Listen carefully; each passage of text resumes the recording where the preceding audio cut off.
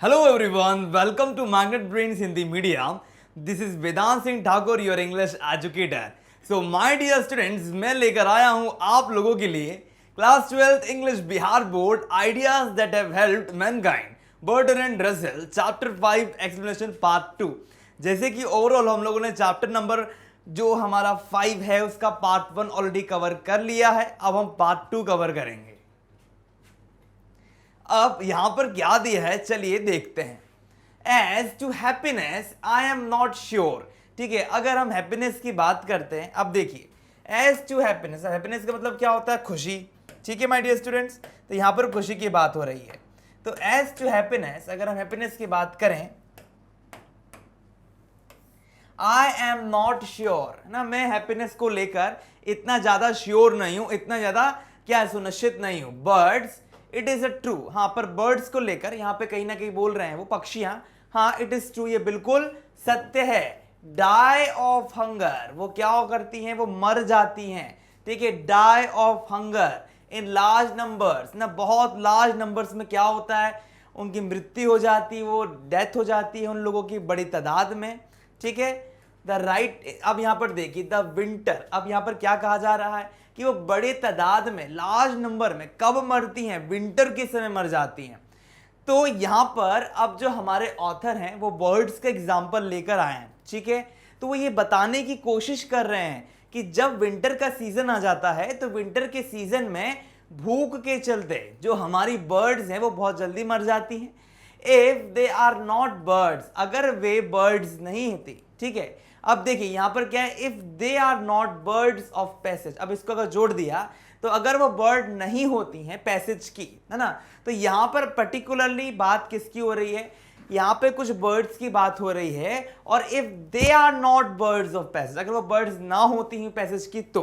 But during the summer, लेकिन जब हम समर की बात करते हैं, दे डू नॉट फॉरसी दिस कैटेस्ट्रोफे, है ना. अब यहां पर क्या कहा जा रहा है कि अगर हम बात करते हैं समर सीजन की, तो वे लोग ना इस कैटेस्ट्रोफे को इतना देख नहीं पाते और रिमेंबर कर पाते हैं कि how nearly it befell them in the previous winter. यानी जब समर का सीजन आ जाता है तो उन लोगों को ध्यान में नहीं रहता, फोर्स ही नहीं करते वो कि क्या था, किस तरह की कैटेस्ट्रोफ से वो निकल कर आए हैं. यानी सडन ग्रेट डिजास्टर, कितनी बड़ी समस्या से निकल कर आए हैं, वो सब कुछ भूल जाते हैं और वापस विंटर की तैयारी करते हैं और वापस विंटर में उनकी डेथ हो जाती है. ठीक है, तो और remember how nearly it befell them in the previous winter, यानी उनको प्रीवियस विंटर में कितना सहन करना पड़ा था. बिफेल यानी गिरना पड़ा था, इस विषय को लेकर कितना ज्यादा वो लोग सहन कर चुके थे. With human beings the matter is otherwise. लेकिन यहां पर बात क्या होती है कि जो ह्यूमन बींग्स हैं हमारे, है ना, उन लोगों के साथ जो मुद्दा है ना वो बिल्कुल अलग है. उन लोगों का मुद्दा आप अलग तरीके से देख पाओगे. यानी यहां पर सिर्फ एक ही बात की जा रही है और वो बात क्या है? वो यहां पर बात ये है कि अगर हम ध्यान दें तो आपको पता चलेगा कि जब भी हम बात करते हैं समर सीजन की, ठीक है, यहां पर दो सीजन की बात हो रही है. एक विंटर की बात हो रही है, एक हो रही है बात किसकी? विंटर की.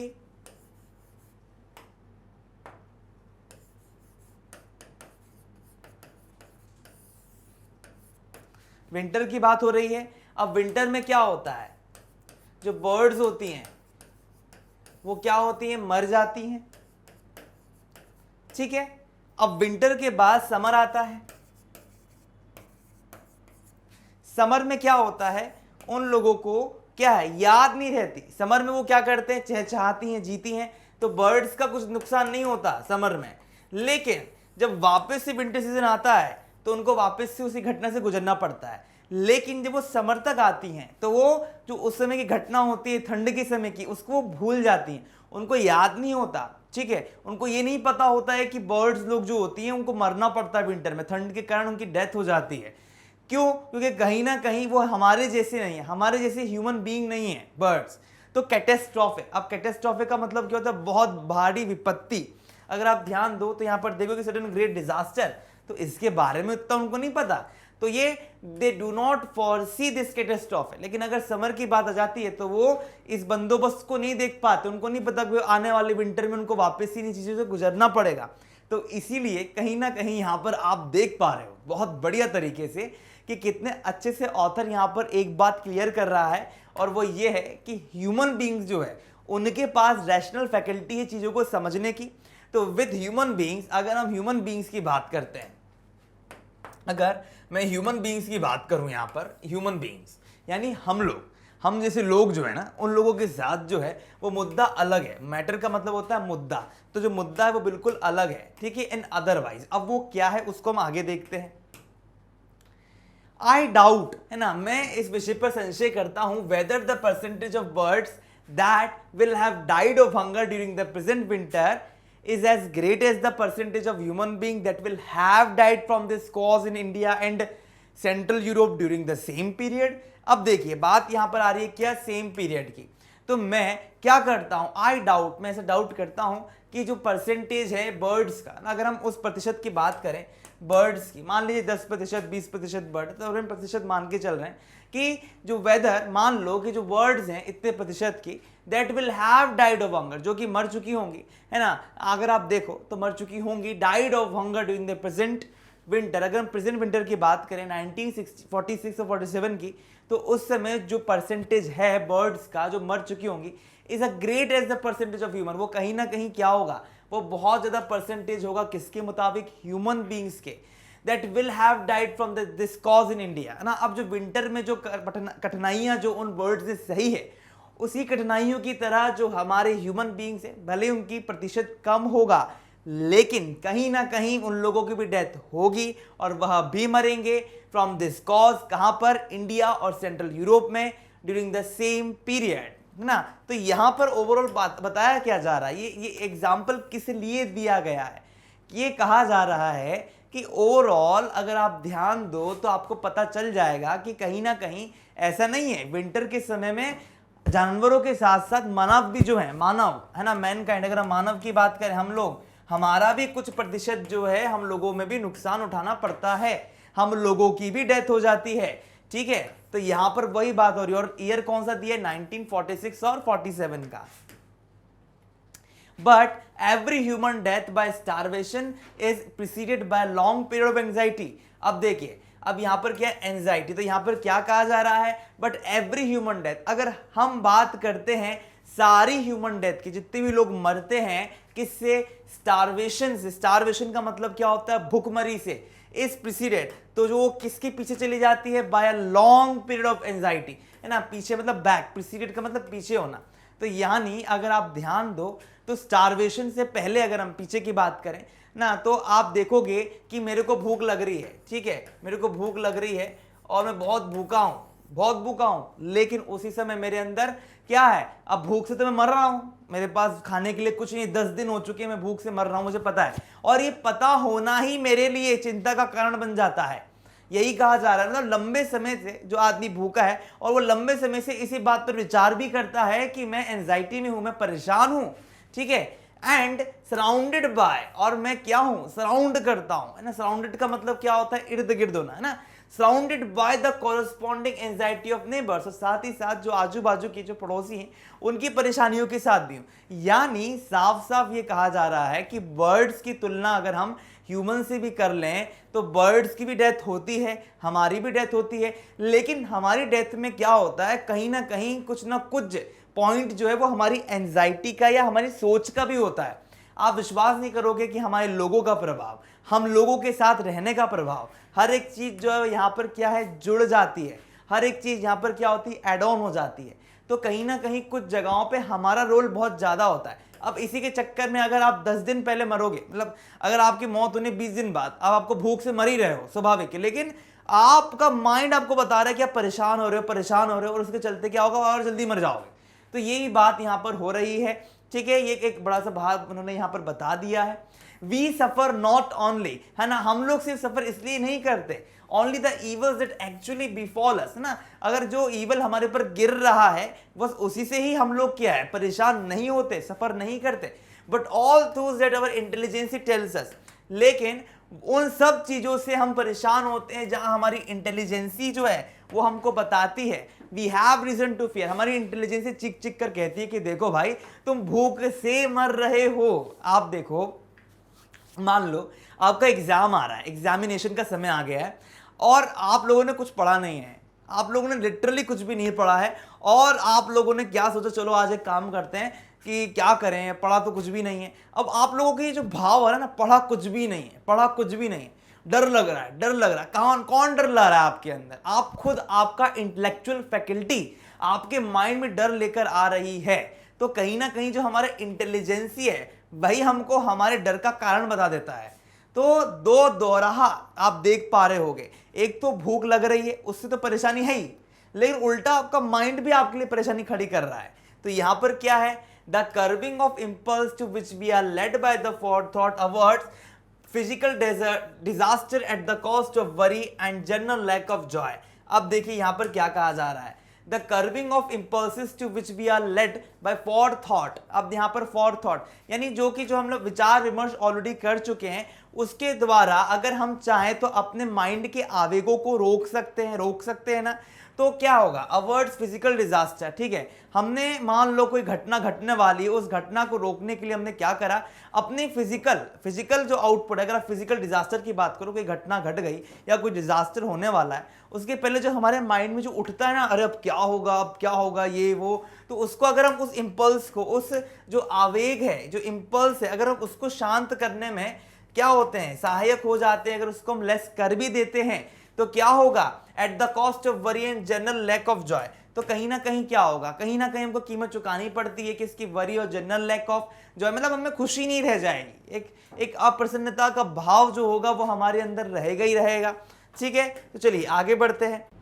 अब देखिए क्या दिया जा रहा है, I do not think that learned man of my acquaintance even when they enjoy a secure income are as happy as the mice that eat the crumbs from their tables while the erudite gentlemen snooze. In this respect, therefore, I am not convinced that there has been any progress at all. ठीक है, अब पहले हम देखते हैं इसमें कठिन कठिन वर्ड्स क्या हैं और फिर इसको समझने का प्रयास करेंगे।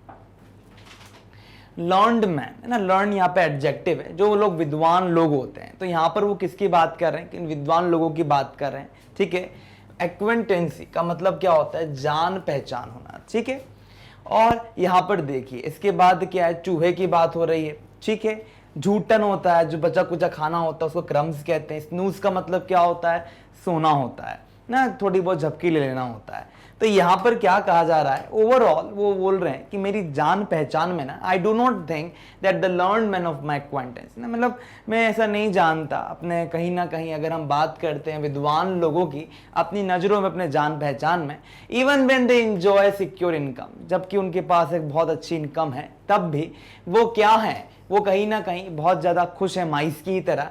जैसे कि वो क्या करता है, जब वो क्रम्स ना, वो क्या करता है, खाता है ना, कूड़े कचरे से उठाकर जो भी चीज़ होती है उसको खा लेता है, जो टेबल के नीचे पड़ी होती है, टेबल पे रखी होती है।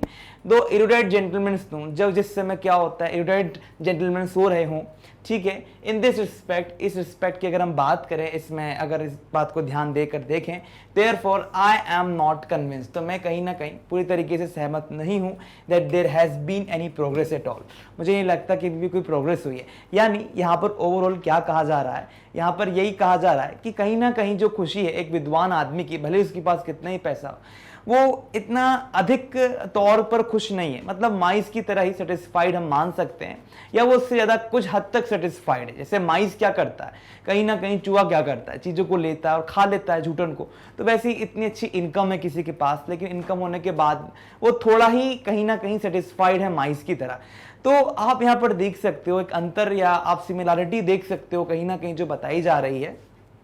और यहाँ पर यही कहा गया कि हम लोग हैप्पीनेस को लेकर ना ज़्यादा से ज़्यादा प्रोग्रेस अभी तक नहीं किए हैं। ठीक है माय डियर स्टूडेंट्स, तो मुझे लगता है यहाँ पर आपको समझ में आ गया होगा। अब देखिए, as to diversity of enjoyment, अगर हम बात करते हैं डाइवर्सिटी ऑफ इंजॉयमेंट की, डाइवर्सिटी का मतलब क्या होता है, वेराइडनेस है ना। अगर आप देखोगे तो बहुत सारी चीज़ें, मतलब आप अगर वेराइटी की बात करो, वेराइटी का मतलब बहुत सब कुछ अवेलेबल होना, और डाइवर्सिटी अगर आप देखो तो विभिन्नता ना, विभिन्नता बहुत सारा हमारा देश में डाइवर्सिटी है, बहुत सारे लोग रहते हैं। ठीक है, तो as to diversity to enjoyments however the matter is otherwise. तो overall however the matter is otherwise, मुद्दा तो कुछ और ही है। I remember reading an account of some lions, है ना। अब मेरे को याद है, आई रिमेंबर मतलब मैं याद कर रहा हूँ, रीडिंग एन अकाउंट मतलब मैंने कुछ पढ़ा। अब अकाउंट का मतलब ये होता है कुछ भी आलेख, है ना, जो लिखा हुआ है, आलेख की बात हो रही है। Of some lions who were taken to a movie, उन लोगों को क्या किया गया, उनको लेकर गया था, लेकर जा चुके थे कुछ लोग कहां पर, मूवी दिखाने के लिए, है ना। वहां पर क्या हुआ, मूवी शोइंग द सक्सेसफुल डिप्रिडेशंस, है ना। वहां पर क्या हुआ, उन लोगों ने सक्सेसफुल तरीके से क्या दिखाया, डिस्ट्रक्शन दिखाया, किसका, लायंस का, कहां पर, वाइल्ड स्टेट का। यानी यहां पर ये बताया जा रहा है कि ओवरऑल जैसे क्या होता है, हम लोग क्या करते हैं यहाँ पर ना, हम लोग यही समझने की कोशिश कर रहे हैं कि कुछ लोग हैं, यहाँ पर जो ऑथर है वो ये बता रहे हैं कि कुछ लोग हैं जो क्या कर रहे हैं, कुछ लोग ना लायंस को ही ले गए लायन की पिक्चर दिखाने, जहां लायन को क्या किया गया है, डिस्ट्रक्ट कर दिया गया है। यहाँ पर डिप्रेडेशंस का मतलब क्या होता है, डिस्ट्रक्ट कर देना, पूरी तरीके से खत्म कर देना। तो वाइल्ड स्टेट में लायंस को खत्म कर दिया गया, तो वो दिखा रहे हैं कौन को, दूसरे लायंस को। But none of them got any pleasure from the spectacled, यानी उस चीज को देखने से, स्पेक्टिकल का मतलब क्या होता है, देखना, है ना। स्पेक्टिकल का मतलब देखना, तो उस चीज के स्पेक्टिकल से उनको कोई प्लेजर नहीं मिला। अब भाई जानवर को उससे थोड़ी कोई मतलब है, इतना ज्यादा उसको कोई फर्क नहीं पड़ता। तो वही चीज यहां पर बताई गई है। Not only music and poetry, अगर हम बात करें ना ही म्यूजिक की और ना ही पोएट्री, अगर हम दोनों की बात करें, है ना, म्यूजिक हो गया, पोएट्री हो गया, साइंस हो गया, तो not only music and poetry ना, यहाँ पे सब कुछ है। यहाँ पर म्यूजिक भी ले लो, अगर आप पोएट्री भी ले लो, आप साइंस भी ले लो, but football and baseball and alcohol afford no pleasure to animal, मतलब यहाँ पर हर चीज अगर हम ले लें, है ना, अगर बेसबॉल ले लो, कोई खेल ले लूँ, एल्कोहल ले लूँ, फुटबॉल ले लूँ, है ना, तो एनिमल को ना उससे कुछ आनंद नहीं मिलने वाला, कोई प्लेजर नहीं मिलने वाला। अवर intelligence has therefore certainly enabled us to get as much greater variety of enjoyment than is open to animals। यानी यहां पर एक बात साफ है माय डियर स्टूडेंट्स, जो कहा जा रहा है कि आवर इंटेलिजेंस हैज देयरफॉर, अब हमारी जो इंटेलिजेंसी है, जो हमारी बुद्धिमत्ता है, उसने कहीं ना कहीं निश्चित तौर पर हमको उस योग्य बना दिया, इनेबल बना दिया है to get as much greater variety of enjoyment than is open to animal. यानी जानवरों से अगर हम अपने आप को कंपेयर करते हैं, तो इंजॉयमेंट की अगर हम बात करें, तो हम लोगों को ना अधिक इंजॉयमेंट जो है मिलता है, जानवरों को उतना इंजॉयमेंट नहीं मिलता है। Than is open to animals, ना। अगर आप जानवरों को देखो, अब जानवरों को आप विस्की पिलाओगे, जानवरों को मोने को बिस्कुट खिलाओगे, ना, जानवरों के लिए सब कुछ क्या है, काला अक्षर भैंस बराबर है। भाई मूवी दिखाओ, कुछ भी दिखाओ, उससे थोड़ी कोई उनको फर्क पड़ने वाला। हाँ, लेकिन अभी 16 तारीख को आदि पुरुष मूवी आप रिलीज हो रही है फॉर एन एग्जाम्पल, ठीक है, आप लोग देखने जाएंगे, ठीक है। गदर 2 रिलीज हो रही है, ठीक है, 12 या 13 अगस्त को रिलीज होने वाली है, आप लोग देखने जाओगे उस मूवी को, तो कहीं ना कहीं ओवरऑल क्या होगा, आप लोगों के अंदर कुछ खुशी आ रही कि यार चलो कुछ तो हो रहा है, भगवान राम पर मूवी बनाई, भले ही राम कैसे हैं, ना, ओवरऑल नॉर्मल से बनाए हैं, मूछे लगा दिए, लेकिन तब भी ठीक है, हम जाएंगे, हम देखने जाएंगे कैसा क्या बनाया है। तो अब जानवरों में थोड़ी चल रहा होगा कि हाँ आदि पुरुष मूवी आ रही है, चलो देखने जाते हैं, ऐसा तो थोड़ी कुछ हो रहा होगा। जानवरों को तो पता भी नहीं आदि पुरुष कौन है, जानवरों को तो ये भी नहीं पता राम कौन है। भाई राम, यहां तक कि आदि पुरुष को कुछ भी नहीं पता, ना कोई रिलीजन पता, ना कोई धर्म पता, उनको तो कुछ नहीं पता, उनके लिए कोई खुशी वाली बात नहीं। उनको ना गेम खेलना आता है, ना उनको पोम लिखना आती, कुछ भी नहीं आता। उन लोगों के सामने आप कुछ भी करो, उनको तो कुछ मजा नहीं आने वाला। But we have purchase this advantage at the expense of much greater liability to boredom. लेकिन कहीं ना कहीं हमने क्या करा है, कहीं ना कहीं हमारे पास ये एक तरीके का एडवांटेज है जो हम लोग ऑलरेडी क्या कर चुके हैं, खरीद चुके हैं बहुत अच्छे तरीके से। लिएबिलिटी की अगर हम बात करें तो ओवरऑल हमारे पास क्या है, कहीं ना कहीं हमारे पास एक बहुत बड़ा एडवांटेज है जो हमारे पास ओवरऑल अवेलेबल है। But I shall be told that it is neither numbers of multiplicity, लेकिन आई शैल बी टोल्ड, जैसे कि मेरे को बता चुका हूं मैं आपको, but I shall be told that it is neither numbers not multiplicity of pleasure that make the glory of man, है ना। लेकिन ओवरऑल अगर हम ध्यान दें तो डाइवर्सिटी जो है, प्लेजर बहुत होना चाहिए, और यहां तक कि आदमी क्या होना चाहिए, यशस्वी होना चाहिए, यश हो। लेकिन कहीं ना कहीं ये सब कुछ जो है ना, कहीं ना कहीं ये हमको नहीं लगता कि ये ओवरऑल उसके लिए कुछ प्लस पॉइंट लेकर आता होगा, ठीक है। It is his intellectual and moral qualities, वह उसकी इंटेलेक्चुअल यानी बुद्धिमत्ता वाली, और साथ ही जो मॉरल क्वालिटीज है यानी कि जो नैतिक क्वालिटी है, वही उसको कहीं ना कहीं संतुष्टि देती है। इट इज ऑब्वियसली बिल्कुल साफ है that we know more than animals, है ना, हम लोगों को जानवरों से ज्यादा पता है and it is common to consider, और ये कहीं ना कहीं सामान्य तौर पर कंसीडर किया जा सकता है वन ऑफ अवर एडवांटेजेस, हमारे एडवांटेजेस की अगर हम बात करें तो ये कहीं ना कहीं क्या किया जा सकता है, बहुत अच्छे तरीके से कंसीडर किया जा सकता है। Whether it is in fact an advantage may be doubted but at any rate it is something that distinguish us from the brutes, है ना। अब अगर आप यहां पर ध्यान दो तो ब्रूट्स क्या होता है, animals specially large and furious ना, जो बहुत ज्यादा क्या होते हैं, गुस्सेल होते हैं, उनके लिए ब्रूट्स वर्ड यूज होता है। तो अब यहाँ पर क्या कहा जा रहा है, whether it is in fact an advantage, हम कह सकते हैं कहीं ना कहीं ये हमारे लिए एक एडवांटेज है, मे बी डाउटेड, अगर हम डाउट कर दे तो, बट एट एनी रेट, लेकिन अगर किसी भी स्तर में अगर हम बात करें, it is something that distinguishes, जो कहीं ना कहीं क्या करता है, डिस्टिंग्विश करता है, यानी हम में भेद लेकर आता है फ्रॉम द ब्रूट्स, है ना। ओवरऑल स्वाभाविक है ना, अगर आप देखो तो कहीं ना कहीं आपको ये जो इंटेलेक्चुअल और जो मोरल क्वालिटीज है वो कहीं ना कहीं जानवरों से अलग करके रखती हैं।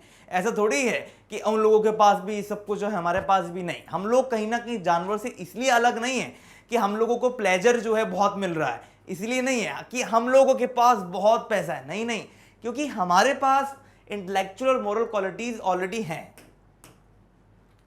Has civilization taught us to be more friendly towards one another, क्या हम लोगों को जो हमारी सभ्यता उसने क्या सिखाया है, टॉट किया है to be more friendly towards one another, यानी हम लोगों के प्रति क्या होना है, बहुत ज्यादा क्या रहना है, खुश मिजाज रहना है, ठीक है, फ्रेंडली रहना है। The answer is easy, answer जो है बिल्कुल सरल है। अब यहाँ पर ना कुछ उदाहरण है, कुछ कंपैरिजन है, यहाँ पर आप देख पाओगे। अब यहाँ पर रॉबिन बर्ड की बात हो रही है, मतलब अंग्रेजी इंग्लिश की बात हो रही है, यहाँ पर अमेरिकन स्पीशीज की बात नहीं हो रही है, यहाँ पर हम ब्रिटिश अमेरिका की बात हो रही नहीं कर रहे, यहाँ ब्रिटिश अमेरिका थोड़ा डिफरेंस आ रहा है, लेकिन यहाँ पे मेन जो है बात हो रही है दोनों की नहीं, आप ब्रिटिश और अमेरिका को लेकर साथ मत चलिए, यहाँ पर आपको डिफ्रेंशिएट करना पड़ेगा अमेरिका की स्पीशीज को और ब्रिटेन की स्पीशीज को, है ना। तो दोनों का आप मत मान लीजिएगा कि दोनों की बर्ड एक जैसी, नहीं, यहाँ पर इंग्लिश की बात हो रही है ना, ब्रिटेन की बात हो रही है, तो वहां की जो बर्ड है रॉबिन, है ना कहीं वो क्या है, peck and elderly robin to death, है ना, वो क्या करती है, कहीं ना कहीं चोच मारती है। पैक का मतलब क्या होता है, चोच मारती है किसको, अपने से बड़े रॉबिन बर्ड को, ताकि वो मर जाए। वहीं पर अगर हम आदमियों की बात करते हैं, give an elderly man an old age pension, तो वो क्या करता है, कहीं ना कहीं जो हमसे बड़ा आदमी होता है ना, उसको वो क्या करता है, उसको बहुत अच्छी पेंशन देता है। आप लोग खुद देखो, यहाँ पर उदाहरण दिया गया है बहुत अच्छे तरीके से कि एक रॉबिन बर्ड है, अगर हम बात करें अमेरिकन स्पीशीज नहीं, ब्रिटिश स्पीशीज की बात हो रही है, ब्रिटिश इंग्लिश की बात हो रही है यहाँ पर, तो यहाँ पर ओवरऑल आप देख पाओगे कि बहुत अच्छे तरीके से अगर आप उस स्पीशीज को देखो जो ब्रिटेन में पाई जाती है, तो कहीं ना कहीं वो क्या है, वो बहुत बढ़िया तरीके से क्या करती है, अपने से बड़ों को चोच मार के मार डालती है। लेकिन वहीं पर अगर हम आदमी से कंपेयर करते हैं तो आदमी जो है अपने से बड़ों को क्या करता है, चोच तो नहीं मारता, लेकिन थोड़ी बहुत पैसा तो दे ही देता है, थोड़ा बहुत पैसा, ऐसा कि यार चलो ठीक है मेरे बड़ा बुजुर्ग हैं, बड़े लोग हैं, तो चलो इनको 10,000 दे दें तो इनकी जिंदगी चल जाए। तो यहाँ पर ओल्ड पेंशन, ओल्ड एज की बात हो रही है। Within the herd we are more friendly to each other, अब यहां पर देखिए क्या कहा जा रहा है, विद इन द हर्ड, अगर हम ग्रुप्स की बात करें तो we are more friendly to each other, हम लोग क्या है, बहुत ज्यादा फ्रेंडली हैं एक दूसरे के साथ। मैनी स्पीशीज ऑफ एनिमल्स, अगर हम देखें यहां पर आप देखो, friendly to each other than are many species of animal, भाई इतने सारे स्पीशीज हैं, इतने सारे ऑर्गेनिजम्स, अगर उनसे हम लोग कंपैरिजन करते हैं अपना, तो यहां पर आप पाओगे कि हम लोग ज्यादा फ्रेंडली हैं, ठीक है। But in our attitude towards those outside the herd, in spite of all that has been done by moralist and religious teacher, our emotions are as ferocious as those of any. और अब यहां पर क्या कहा जा रहा है, but in our attitude, लेकिन अगर हम अपने एटीट्यूड की बात करते हैं टुवर्ड्स दोज आउटसाइड, है ना, जो बाहर के, अगर हम अपने हर्ड के बाहर जाकर अपने एटीट्यूड को देखें, तो इन स्पाइट ऑफ, इसके बावजूद भी, all that has been done by moralist, तो जो मोरलिस्ट नैतिकवादी लोग हैं, जो रिलीजियस टीचर हैं, उन लोगों ने जो हमारे दिमाग में, जो हमारी बुद्धि में जो भर दिया है, जो डाल दिया है, और इमोशंस आर एज फेरोशियस, जब हम अपने ग्रुप के बाहर जाएंगे तो कहीं ना कहीं हमको समझ में आएगा कि हम कितने ज्यादा तांडव करता है, फेरोशियस हैं, कितना हल्ला मचाते हैं, as those of animal, animal से भी ज्यादा गए गुजरे हम लोग बन जाते हैं। And our intelligence enable us to give them a scope, और कहीं ना कहीं क्या होता है, जो लाइन देने की बात हो जाती है ना, स्कोप, राह मिल जाना, तो कहीं ना कहीं इंटेलिजेंस इसको राह दे देती है, which is denied to even the most savage beast, जिसको कहीं ना कहीं जो सेविज बीस्ट है वो भी क्या करते हैं, डिनाई कर देते हैं। देखिए यहाँ पर ओवरऑल आप देख पा रहे हो बहुत अच्छे तरीके से एक उदाहरण दिया है कि कैसे आदमी भी जो है जानवर से बदतर भी हो सकता है और उसमें इंटेलिजेंस उसका सहायता दे सकती है। जैसे भगवान कृष्ण कहते हैं ना, मनी तुम्हारा सबसे बड़ा मित्र है और मनी तुम्हारा शत्रु है। तो ओवरऑल यहाँ पर क्या कहा जा रहा है कि जहां पर अगर हम देखें तो आदमी, और अगर मैनकाइंड की हम बात करते हैं तो यहाँ पर ओवरऑल मैनकाइंड में जो लोग आ रहे हैं, यानी हम लोग, स्त्री पुरुष जितने भी लोग आ रहे हैं, वे लोग बहुत बढ़िया हैं। उन लोगों को पता है किसके साथ कैसा बिहेवियर करना है, किस तरह से लोगों के साथ क्या करना है, इंगेज होना है। लेकिन उसके बाद भी हम लोग क्या करते हैं, उसके बाद भी हम लोगों का क्या है, हम लोगों का सिस्टम बहुत अलग होता है। हम लोग क्या करते हैं, अगर हम लोग अपने ग्रुप से बाहर आ जाएं तो बाहर आने के बाद सबसे पहला कर्म हमारा ये होता है, कभी कभी गुस्से में हम जानवर से भी ज्यादा बदतर हो जाते हैं। जैसे अभी अभी न्यूज में चल रहा है कि एक लड़की ने क्या करा, अपनी मम्मी को मार दिया, उसको काट के उसको अच्छे तरीके से क्या करा, उसको बहुत बढ़िया तरीके से सूटकेस में बंद करा और पुलिस स्टेशन लेकर आ गई। तो आप सोचो, जानवर भी इतना नहीं करते, जानवर भी खा लेता है लेकिन ऐसा नहीं करता आप। तो यहां पर आप देख पाओगे कि कहीं ना कहीं जो बाहर का बीच उससे भी ज्यादा बदतर हम हो जाते हैं। It may be hoped, though not very confidently, that the more human attitude will in time come to prevail, but so far the omens are not very propitious। अब देखिए यहां पर क्या कहा जा रहा है, इट मे बी होप्ड, ऐसी आशा लगाई जा रही है, दो नॉट वेरी कॉन्फिडेंटली, हाँ हम इतना ज्यादा कॉन्फिडेंस के साथ नहीं कह सकते, that they more human attitude ना, जो जितना ज्यादा ह्यूमन का मतलब कंपैशनेट काइंड, जो हमारा जो बिहेवियर देखने को मिलता है, जैसे भगवान राम का ह्यूमन एटीट्यूड था बहुत ज्यादा, गिलहरियों के साथ भी, जानवर के साथ भी बहुत मोरल एटीट्यूड जो था उनका। तो यहां पर यही कहा जा रहा है, इट मे बी होप्ड, ऐसी आशा लगाई जा सकती है, दो नॉट वेरी कॉन्फिडेंट, लेकिन इतना ज्यादा हम कॉन्फिडेंट के साथ नहीं कह सकते, that the more human attitude will in time come, कि बहुत जल्दी क्या होगा, जो ह्यूमन एटीट्यूड है, जो शांत वाला जो हमारा स्वभाव है, वो क्या होगा, आ जाएगा, हम लोगों के यहाँ पे प्रचलित हो जाएगा, प्रिवेल होगा। But so far the omens are not very propitious, है ना। यहाँ पर आप देख पाओगे कि जो ओमेन है, ओमेन का मतलब क्या होता है, चिन्ह होते हैं ना। आप लोगों ने सुना होगा कुछ लोग कहते हैं, भक्ति भाव में जो लोग रहते हैं वो लोग क्या करते हैं, भक्ति भाव वाले कहते हैं कि भगवान का क्या आ रहा है, भगवान का हम लोगों को आदेश आ रहा है, भगवान का हम लोगों को क्या आ रहा है, एक बहुत बढ़िया सा, बहुत विचित्र तरीके का उनका एहसास हो रहा है, वो हम लोगों को क्या करें, चिन्ह भेज रहे हैं, वो हम लोगों को अब संकेत भेज रहे हैं। तो यहां पर क्या है, यहां पर संकेत की ही बात की जा रही है कि but so far the omens are not very propitious, है ना कहीं वे लोग क्या है, वो बहुत ज्यादा प्रोपिशियस नहीं है ना, सस्पिशियस नहीं है। तो ऑस्पिशियस, प्रोपिशियस मतलब क्या होता है, ऑस्पिशियस, फेवरेबल। तो आप लोग समझ जाओ कि ये जो अंदेशा है वो कहीं ना कहीं क्या है, ज्यादा ऑस्पिशियस नहीं है, शुभ नहीं है। All these different elements must be born in mind, है ना, बॉन्ड बियर का ही एक फॉर्म है। तो यहां पर क्या कहा जा रहा है, ऑल दीज डिफरेंट एलिमेंट्स, जो जितने अलग अलग तरह के तत्व हैं, must be born in mind, है ना, इनको बियर होना चाहिए, माइंड में आना चाहिए। In considering what ideas have done most to help mankind, है ना, कि कितने तरह के जो आइडियाज है, जिन्होंने क्या कर चुके हैं, वो सहायता कर चुके हैं, किसकी, हमारे मैनकाइंड की सहायता कर चुके हैं। The ideas with which we shall be concerned, ऐसे आइडियाज जिसके साथ हम लोगों को क्या होना चाहिए, कंसर्न होना चाहिए, चिंतित होना चाहिए। May be broadly divided into two kinds, उनको दो तरीकों से डिवाइड किया गया है। किनको, यहां पर उन आइडियाज को दो तरीकों से डिवाइड किया गया है। Those that contribute to knowledge, ऐसे जो क्या करते हैं, ज्ञान को क्या करते हैं, कंट्रीब्यूट करते हैं, ज्ञान में कुछ एड ऑन कर देते हैं। एंड टेक्निक, है ना, करने का तरीके को हम टेक्निक कहते हैं। And those that are concerned with moral and politics, एक जो ज्ञान और टेक्निक को कंट्रीब्यूट करते हैं ना, आप देखो ना, those that contribute to knowledge and, है ना, टेक्निक की बात हो रही है, तो आप समझ जाओ कि यहां पर क्या कहा जा रहा है, दो तरीके बताए जा रहे हैं।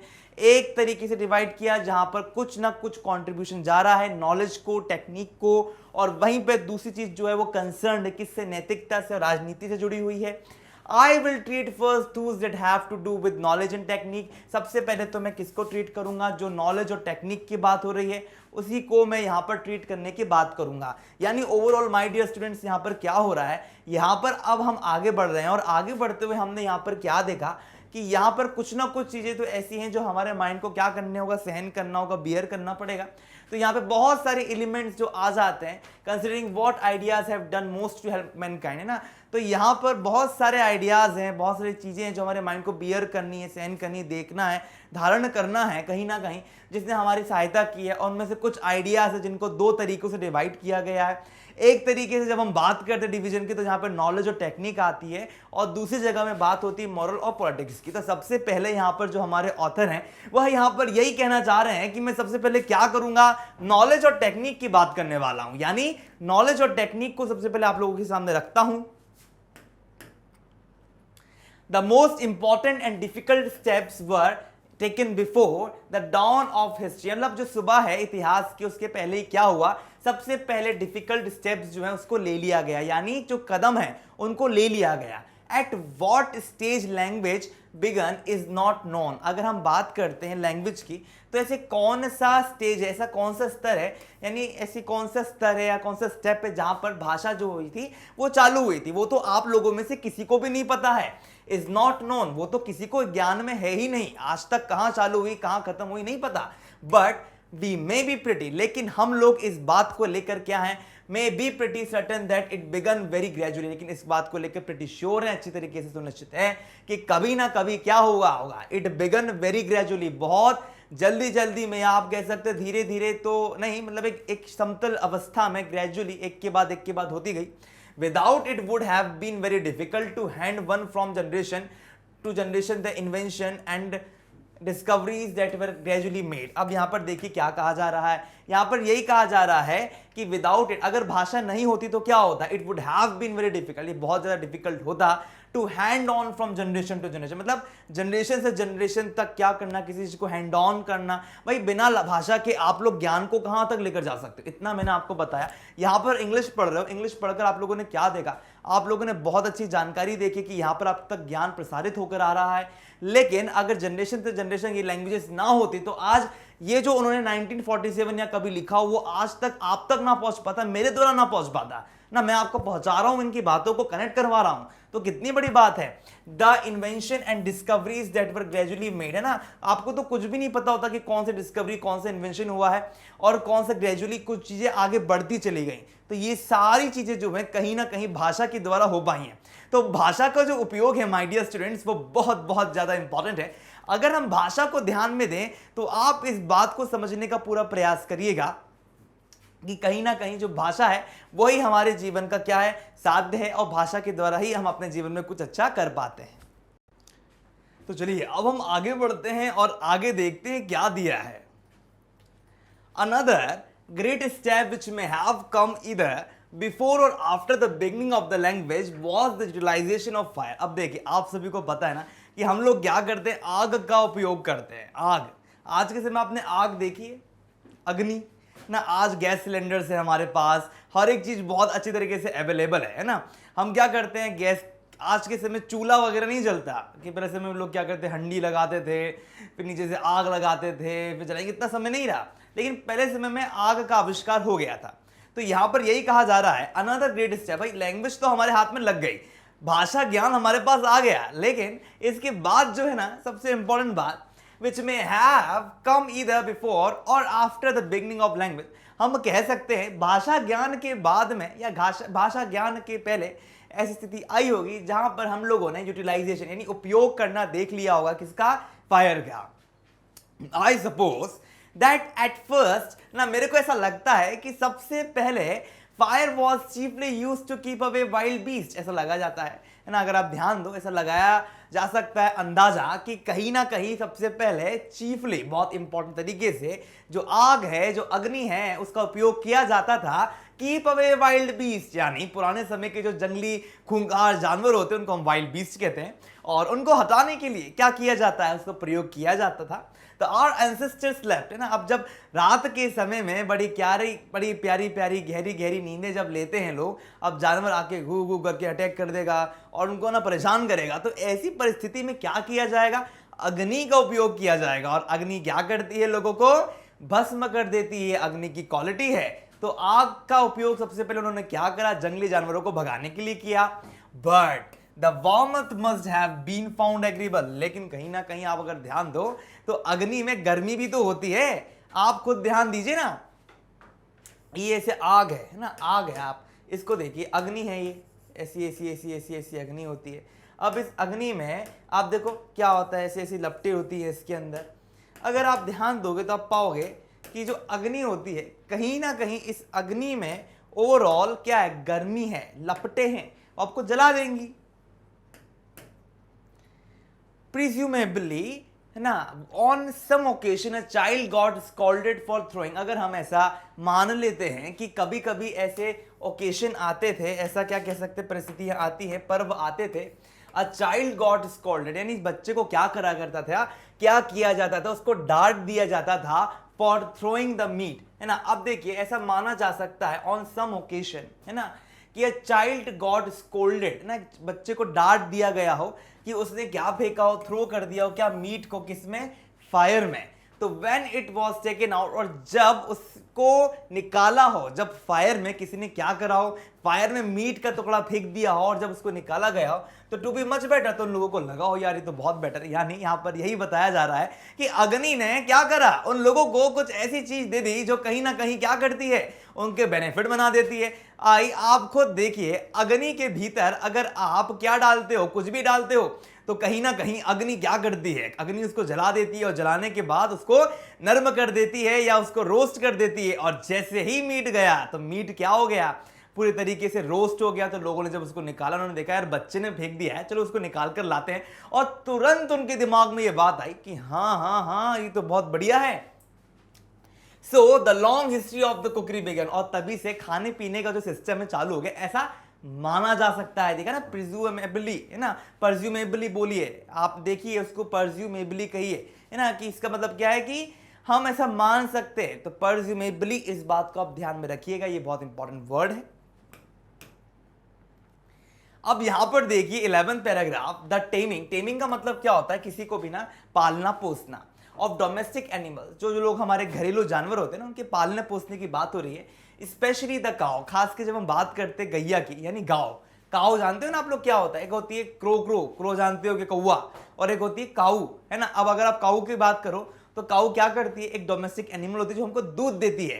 एंड द शीप, और अगर हम वहीं पे शीप की बात करते हैं तो शीप क्या होती है, शीप आप जानते हैं ना, भेड़। Must have made life much pleasanter and more secure. अब कहीं ना कहीं क्या होता है, जब हम लोगों ने डोमेस्टिक एनिमल्स में जो हमारी गाय है, जो हमारी भेड़ है, उनको पालना चालू करा, तो हमारी जिंदगी ज्यादा इजी होती चली गई, है ना, प्लेजेंटर होती चली गई। सम एंथ्रोपोलॉजिस्ट, भाई एंथ्रोपोलॉजी क्या होती है, जहां पर इतिहास, ट्राइबल, साइंस, हर चीज मिल जाती है ना, तो एक सब्जेक्ट बनता है एंथ्रोपोलॉजी। और उस एंथ्रोपोलॉजी को पढ़ने वाले कौन होते हैं, एंथ्रोपोलॉजिस्ट कहलाते हैं, यानी एक्सपर्ट इन एंथ्रोपोलॉजी। उनको हम क्या कहेंगे, वह होते हैं एक्सपर्ट, किसमें, एंथ्रोपोलॉजी में। Have an attractive theory that the utility of domestic animals was not foreseen, यानी उनका कहना यह है कि उनके पास एक बहुत प्यारी सी अट्रैक्टिव थ्योरी है। अट्रैक्टिव थ्योरी का मतलब मैं बताता हूं माय डियर स्टूडेंट्स क्या होता है। अट्रैक्टिव का मतलब होता है किसी चीज को ना अट्रैक्ट करना, फैसिनेट करना, वही बात यहां पर आती है। तो वो देखी नहीं गई, वो फोरसीन नहीं हुई, but the people attempted to tame whatever animal their religion taught them to worship। अब भाई देखो, अगर आपको कोई कहता है कि जो कौवा है, कौवा बहुत महान है, अब कौवे को आपने पकड़ा, उसकी पूजा करना चालू करा, आपने देखा कि डायनासोर, अब डायनासोर तो नहीं होता, मान लीजिए हम कोई और एग्जांपल ले लेते हैं, मान लीजिए आप लोगों के सामने का छिपकली। अब आपके रिलीजन ने कहा छिपकली बहुत अच्छी होती है, तो छिपकली पालना चालू करा। तो यहां पर यही कहा जा रहा है, बट द पीपल अटेंडेड। अब लोगों ने क्या करा, लोगों ने शुरुआत की, क्या शुरुआत की, to tame whatever animal their religion taught, यानी उनकी रिलीजन ने उनको जिस जानवर के बारे में अच्छी जानकारी दी ना, उस ही जानवर को लोगों ने क्या करा, उस ही जानवर को उन्होंने पालना चालू कर दिया, उसकी पूजा पाठ करना चालू कर दिया। तो यहां पर आप लोग देख पा रहे होंगे कितना बढ़िया सा फैक्ट जो है हम लोगों के सामने यहां पर जो ऑथर हैं वो प्रस्तुत कर रहे हैं। अब यहां पर देखिए क्या है, the tribes that worshipped Lions and crocodiles. अब यहां पर उन आदिवासी लोगों की बात हो रही है, ऐसे आदिवासी लोग जिन लोगों ने क्या करा, जिन लोगों ने पूजा की थी, किनकी पूजा की थी, लायंस की, क्रोकोडाइल की। भैया वो तो रहे ही नहीं। अब आप खुद सोचो, हाँ मैं ये नहीं कह रहा कि सर्कस के, अगर हम बात करते हैं सर्कस ही। तो सर्कस के लोग क्या करते हैं, इन लोगों को पाल पोस के ना अपने जैसा बना लेते हैं। लेकिन उस समय जब बहुत समय पहले जो आदिवासी लोग हुआ करते थे, उन लोगों ने क्या करा, उन लोगों ने ना सबसे पहले लोगों को पालना चालू करा। और तनिक आप ध्यान दो, आप पाओगे कि जो लायन है ना वो मांसाहारी होता है। भाई लायन के सामने जाओगे झपट के खा जाएगा, और वही किया उसने, खा लिया उन लोगों को। भाई उनकी पूजा करोगे, उसकी पूजा करो ना जो आपको क्या करे, सहायता दे। हम पूजा क्यों करते हैं, बेनिफिट के लिए। मान लो कि एक उदाहरण के तौर पे मैंने आपको बताया कि मेरे हाथ में जो पेन है ना, इस पेन की आप पूजा करोगे, आपको मेरिट मिल जाएगी बिहार बोर्ड में, तो आप लोग तुरंत चालू हो जाओगे, अरे हाँ यार सर ये कौन सा पेन है, कौन सा पेन है, मुझे बताओ। और ऐसे ही लोग करते थे पहले समय में। लोग ना लोगों को अंधविश्वास में फंसा कर रख देते थे, और वही हुआ। While those of whom the cow or the sheep was a sacred animal prospered. I like this theory, and in the entire absence of evidence for or against, it feel a liberty to play with it. और यहां पर अब क्या कहा जा रहा है, बहुत बढ़िया तरीके से समझिएगा कि while those to whom the cow or the sheep was a sacred animal prospered. भाई अब यहां पर साफ साफ कहा जा रहा है डियर स्टूडेंट कि जिन लोगों ने ना मांसाहारी जानवरों को रखा, जो लोग उनको खुद खा गए, उनके अलावा जो गाय थी, उनके अलावा जो शीप थी, उन लोगों को रखने से वो लोग क्या हुए, समृद्ध हो गए, प्रॉस्परेट हो गए, है ना। अब देखिए प्रॉस्पर्ड का मतलब यही होता है समृद्ध हो जाना। आई लाइक दिस थ्योरी, और मेरे को ना ये थ्योरी लाजवाब लगी। And in the entire absence, और जब यहाँ पर एब्सेंस था, कुछ भी नहीं था एविडेंस का, फॉर और अगेंस्ट इट, यानी आप इसके अगेंस्ट या इसके खिलाफ या उसके पक्ष में जब यहां पर कोई भी क्या नहीं था, एविडेंस नहीं था, कोई भी सुराख नहीं था, I feel a liberty to play with it. और मेरे को तो भैया बहुत खुशी हुई, मैंने आपको ये बात बताई भी, और मेरे को तो लगता भी है कि मेरे को इस बात के साथ खेलना चाहिए, क्यों ना खेलें भाई। तो यहां पर दो बातों पे उन्होंने बहुत अच्छे से आप लोगों को नजरिया पेश किया है। सबसे पहली बात तो उन्होंने यहां पर क्या करी है, देखिए सबसे पहली बात जो है वो यहां पर की गई है किसको लेकर, लैंग्वेज को लेकर। ठीक है, एक तो भाषा और दूसरा क्या है, एनिमल।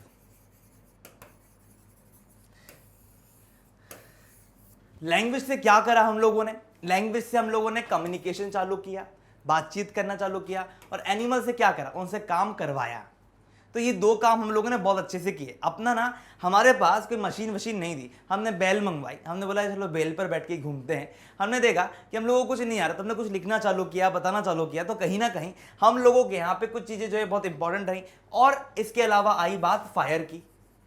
ठीक है, अगर मैं फायर की बात करता हूँ, आग की बात करता हूँ, तो आग ने क्या करा, खाना बनाने के लिए हम लोगों को किसकी आवश्यकता पड़ती है, आग की। आग तो हमारे पेट के अंदर भी है, हर जगह आग रहती, गुस्से में आग, हर जगह आग, और आग में लपटें होती है जो लोगों को जला देती है। तो यहाँ पर देख पा रहे हो ना आप, लैंग्वेज, एनिमल, फायर, इन सब चीजों की डिस्कवरी, इन सबको समझना कहीं ना कहीं क्या करता है, ये हमारे मानवता को ना ऊपर उठाने का प्रयास करता है। और इसको ऊपर उठाने में सबसे बड़ा हाथ इन्हीं चीजों का है।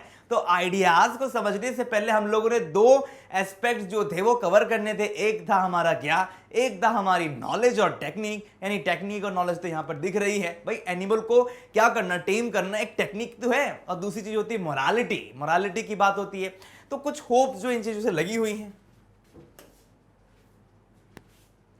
चलिए अब आगे देखते हैं क्या दिया। Even more important than the domestication of animals, भाई इन्हें तो ठीक है, इवन मोर इंपॉर्टेंट, इससे भी ज्यादा अगर मैं बात करता हूं इंपॉर्टेंट चीज की, यानी बहुत महत्वपूर्ण चीज की, तो वो क्या है, than the domestication of animal was the invention of agriculture. भाई कृषि क्षेत्र की अगर हम बात करें, कृषि राज्य की अगर हम बात करें, आप लोगों को एक बात समझ में आ जानी चाहिए। जब भी हम बात करते हैं ना कृषि की, कृषि क्या है भाई, आप लोगों ने सुना होगा ना कि कुछ लोग क्या करते हैं, खेतों में काम करते हैं, वहां जाते हैं, इधर जाते हैं। वो कहां पे काम करते हैं, एग्रीकल्चर का काम होता है वो ना। जहां पर आप लोगों ने सुना होगा कि किस तरह से लोग क्या करते हैं, इन्वेंट करते। तो इन्वेंशन किसका हुआ, एग्रीकल्चर का इन्वेंशन हुआ, जहां पर लोगों ने क्या करा, कृषि प्रधान क्षेत्र बनाना चालू करा, introduce blood thirsty practices into the religion. हाँ, इसके बाद भी हम एक चीज और देख सकते हैं कि यहीं पर एक और चीज इंट्रोड्यूस हुई, और वो थी खून की प्यासी कुछ प्रैक्टिसेस का इन द सेंस यहां पर निकल कर आ रहा है बलि प्रथा।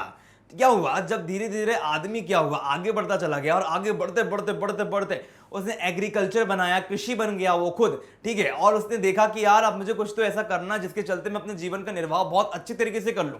तो अपने जीवन का निर्वाह करने के लिए कहीं ना कहीं आप लोग ध्यान दो, आप लोग समझने का प्रयास करो कि यहां पर लोगों ने क्या सोचा कि हम एक काम करते हैं, जल्दी जल्दी क्या करें, हम लोगों की बलि देना चालू कर दें। हमारे यहाँ पर लोग क्या करते हैं, काली माँ के पास जाएंगे, एक बकरी लेकर जाएंगे, ठीक है, या एक उसको लेकर चले जाएंगे, क्या भैंस को लेकर चले जाएंगे। आपने बाहुबली पिक्चर देखी होगी, बाहुबली में बाहुबली रोक देता है कि नहीं नहीं नहीं नहीं, हम भैंस की बलि नहीं देंगे। तो कहीं ना कहीं क्या है, खून का प्यासी प्रैक्टिसेस चालू हो गई कहां पर, रिलीजन में, that lasted for many centuries. Fertility rites tended to involve human sacrifice and cannibalism.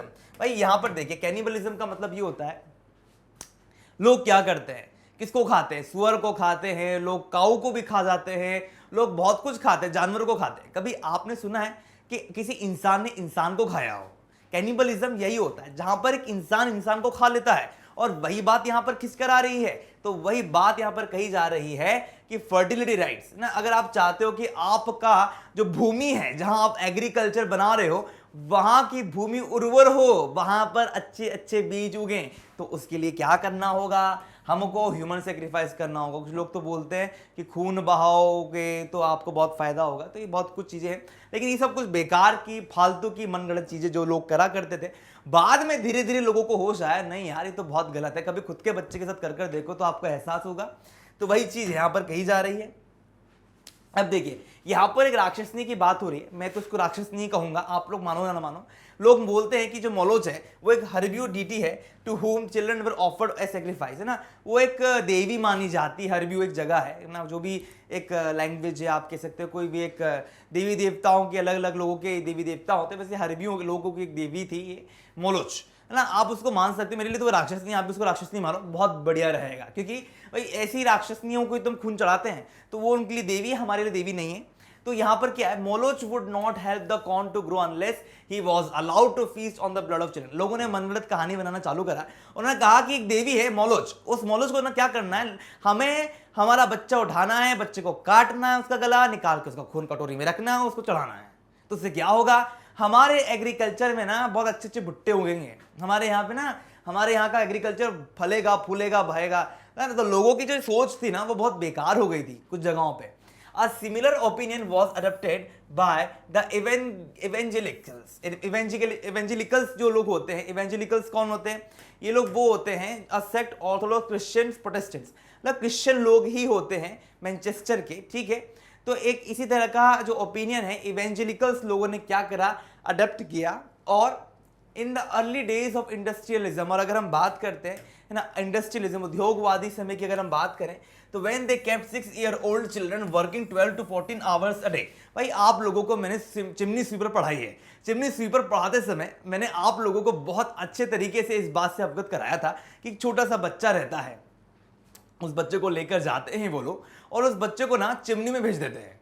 अब बेचारे की मम्मी तो मर गई, अब बाप ने क्या कर उसको भेज दिया और वो चिमनी में जाकर काम कर रहा है। और यहाँ पर मैनचेस्टर के ये लोग जो इवेंजेलिकल्स लोग जो थे, वो लोग क्या करते हैं, वो लोग कहीं ना कहीं बहुत बुरी तरीके से इस चीज को अडॉप्ट करते हैं, ठीक है, in condition that cause most of them to die. और कहीं ना कहीं क्या होता है, इतना घंटे तक काम कराते जाते जिसके चलते क्या होता है, एक ऐसी कंडीशन आती है जहां पर वो बच्चे मर जाते हैं।